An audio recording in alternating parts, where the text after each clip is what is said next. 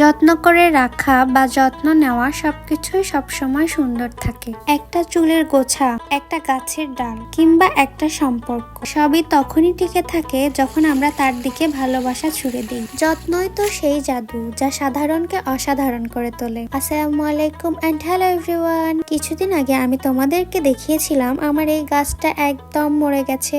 আমি তোমাদের কাছে এটাও জানতে চেয়েছিলাম কি করলে আমার গাছটা একদম সুন্দর তাজা হয়ে যাবে। তোমাদেরকে অসংখ্য ধন্যবাদ যে তোমরা অনেকেই আমাকে অনেক রকম সুন্দর সুন্দর কমেন্টস করে জানিয়েছো কি কি করা উচিত। তো তোমরা হয়তো ভিডিওতে দেখতেই পারতেছো গাছটা কেমন করে পুরোটাই একদম মারা গেছে। আমি তো ভেবে নিয়েছিলাম আর মনে হয় আমার এই গাছ থেকে মেহেদি পাতা উঠবে না, আমি মনে হয় আর মেহেদি দিতে পারবো না। তারপর যখন তোমাদের কমেন্টস গুলো পড়ে আমি মনের শক্তি নিয়ে যত্ন নেওয়া শুরু করি, তারপর দেখি একটু একটু করে আবার কচি পাতা গজাচ্ছে আর পাতাগুলো যেমন একদম লকলকা সুন্দর তাজা হয়ে আমার দিকে তাকিয়ে আছে। কিছুদিনের মধ্যেই আমার গাছ ভর্তি একদম মেহেদি পাতা হয়েছে।